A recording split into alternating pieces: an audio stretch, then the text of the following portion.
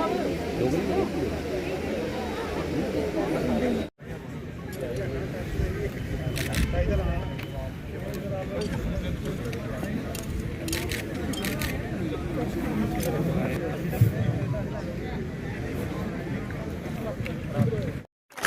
you so much for your presence and your time. Thanks to our DC साहब, ADC साहब, ये अपने कीमती समय निकाल के उन्होंने यहाँ पे अपना टाइम जो हमें दिया है, उसी के उपलक्ष्य में हम यहाँ सब इकट्ठे हुए हैं। सेवा पर्व में sanitation drives, plantation drives, main मकसद हमारी सरकार स्कीम्स तो बनाती है, लेकिन कई बार वो आउटसोर्स नहीं हो पाती, लोगों तक पहुँच नहीं पाती है, या पहुँचती है तो समय पे नहीं पहुँच पाती है। इसी प्रोग्राम को आगे बढ़ाते हुए मैं आपको हमारे डॉक्टर साहब को एक इन्वाइट करूँगा कि प्लीज़ वो जहाँ स्टेज पे आके जो हमारे डिपार्टमेंट की डिफरेंट स्कीम्स हैं। विश्वजीत सिंह जी, ADDC कठुआ, और हमारे डिपार्टमेंट के जितने भी यहाँ लोग, मैं सबका हार्दिक दिल से अभिनंदन करता हूँ, और ख़ासकर DC साहब का, जिन्होंने इतने शॉर्ट टाइम पे मेरी रिक्वेस्ट को माना और हमें यहाँ ब्लेस करने के लिए आए। मैं इनका हार्दिक धन्यवाद करता हूँ सर।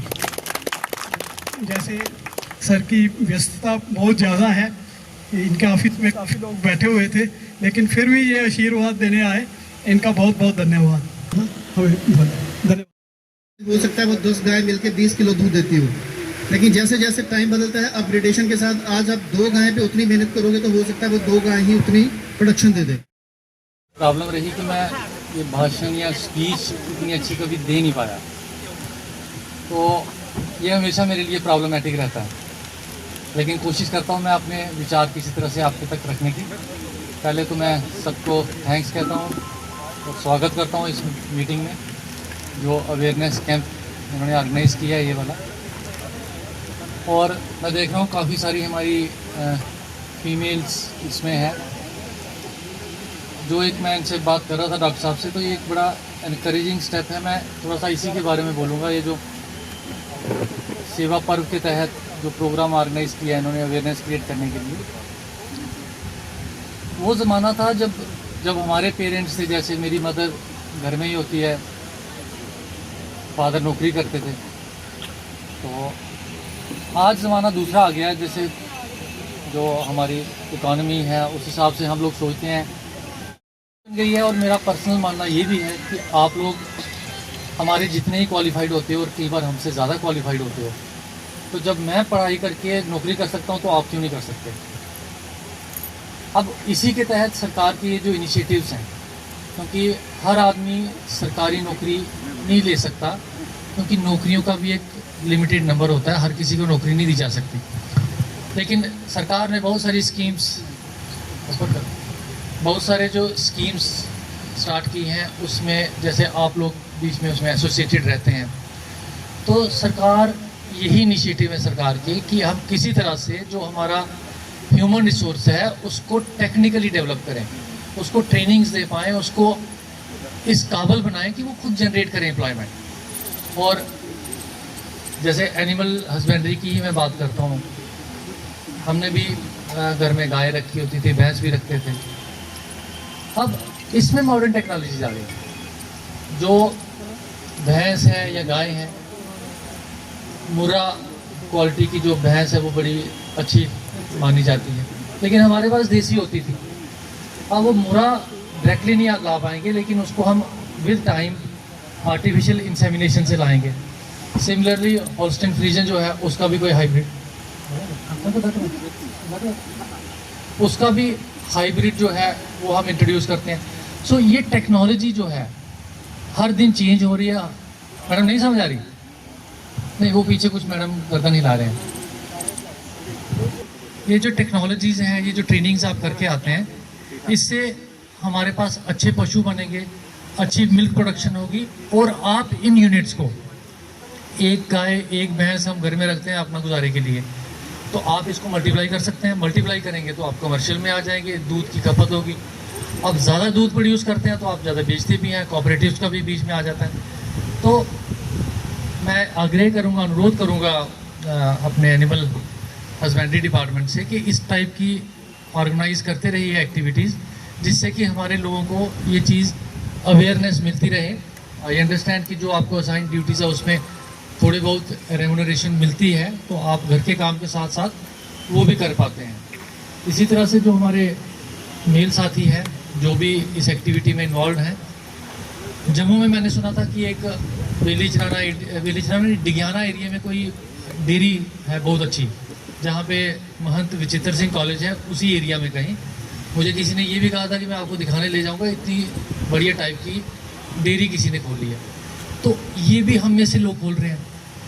तो मैं चाहूँगा कि आप लोग स्टार्ट करिए इन एक्टिविटीज़ को, और डिपार्टमेंट जो है अवेयरनेस क्रिएट करते रहें इस टाइप की, ताकि हमारे लोग जो हैं वो compete कर पाएँ। बेसिकली क्या होता है कि गाय तो पहले भी रखते थे, गाय कितना खाना खाती थी वो एक जैसा ही होता था, लेकिन जो अच्छी ब्रीड्स आई हैं उनकी प्रोडक्शन ज़्यादा है। सिमिलरली पोल्ट्री की अगर बात करें, उसमें भी उनकी प्रोडक्शन अच्छी है, जल्दी वो डेवलप करते हैं। तो ऐसी चीज़ों के लिए आप पीरियोडिकली ट्रेनिंग करते रहिए और इनकी जो ह्यूमन रिसोर्सेज है उसको डेवलप करते रहिए।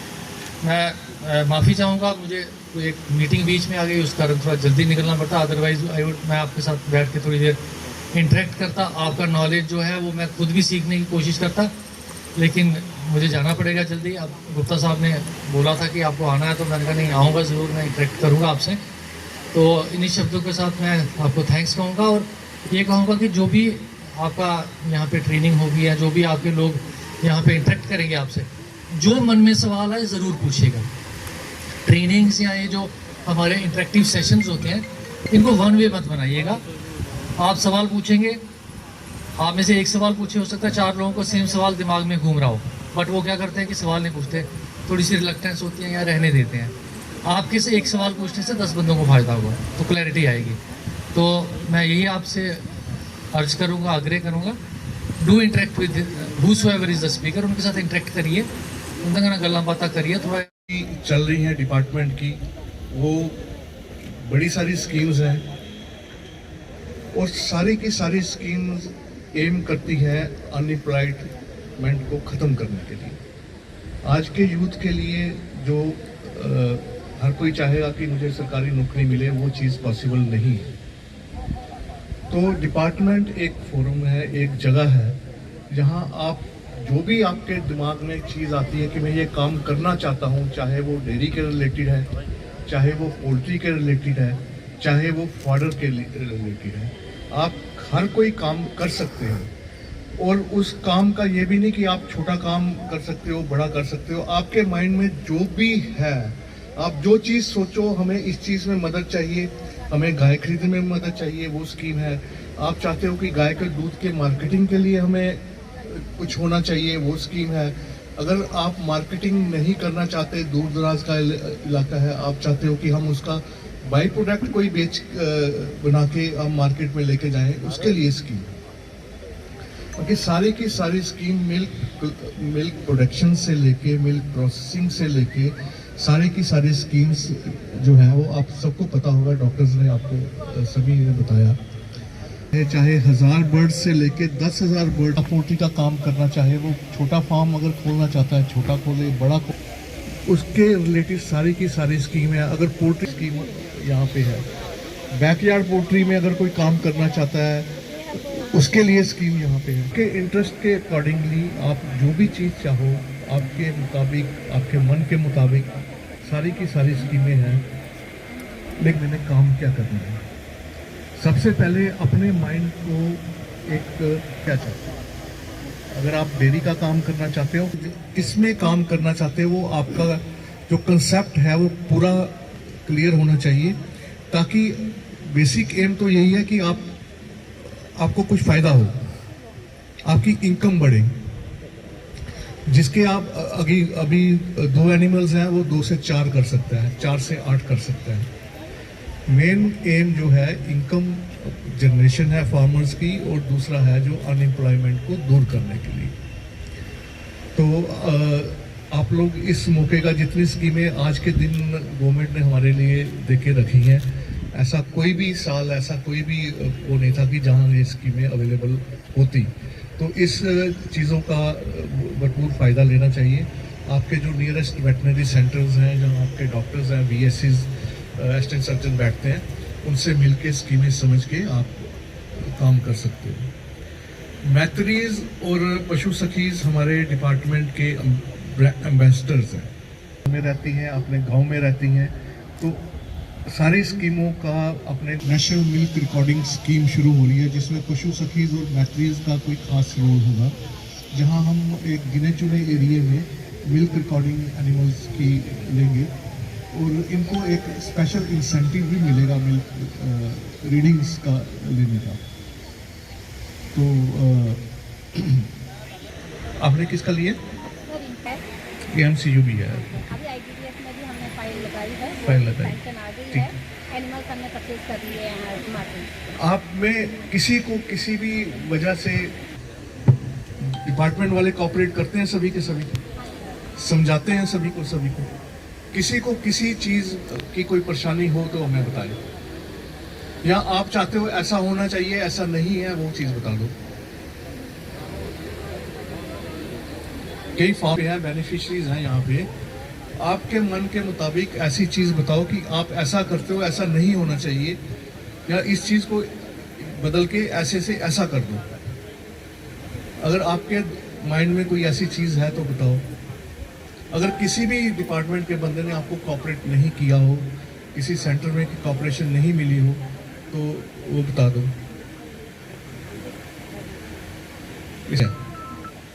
ठीक है, तो मैं दोबारा आपको यही बोलूँगा कि आप मैक्सिमम फ़ायदा इन स्कीम्स का डिपार्टमेंट में लीजिए, और पशु सखीज के लिए एक आगे स्पेशल काम भी आने वाला है। आपको इंसेंटिव वगैरह मिल रहा है, राशन बैलेंसिंग और मिल्क रिकॉर्डिंग का इंसेंटिव मिल जाता है टाइम से ना। एक और स्कीम आपके लिए और आगे आने वाली है। आप वैक्सीनेशन में भी हेल्प कर रहे हो, वैक्सीनेशन है इनका, पशु सखीज का वैक्सीनेशन में भी इनकी हेल्प ले सकते हो।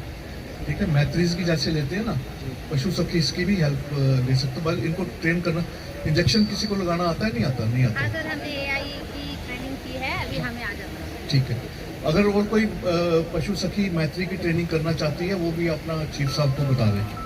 हम जल्दी ही एक बैच मैत्रीज का और भेजने वाले हैं।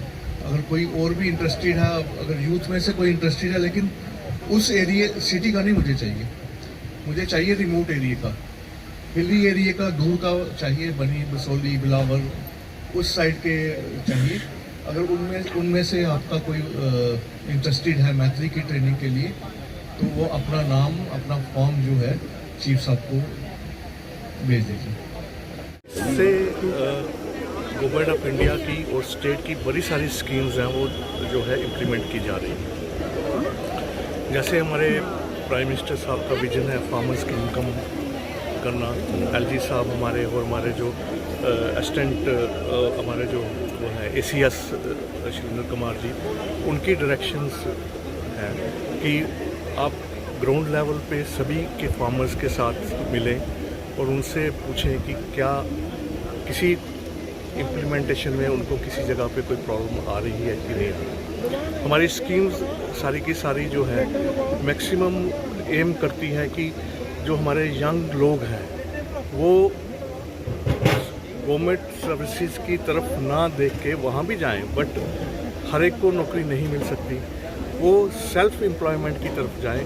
और इन स्कीम्स का जो है, हमारी स्कीम्स चाहे वो HADP के अंदर है, चाहे IDDS है, IPT डेयरी के रिलेटेड है, पोल्ट्री के रिलेटेड है, या फॉडर के रिलेटेड है, उन स्कीम्स का भरपूर फ़ायदा लें और खुद एक एंटरप्रेन्योर बने और अपना इनकम को बढ़ाएं और उनको डबल करें। युवा भी कहीं ना कहीं अट्रैक्ट हो रही हैं आपके विभाग की योजनाओं के साथ। हमने देखा कि कठुआ से ही एक लखपति दीदी जो है, जिन्होंने प्रधानमंत्री मोदी के साथ संवाद किया, किस तरह देखते हैं और क्या मैसेज रहेगा महिलाओं को खासकर?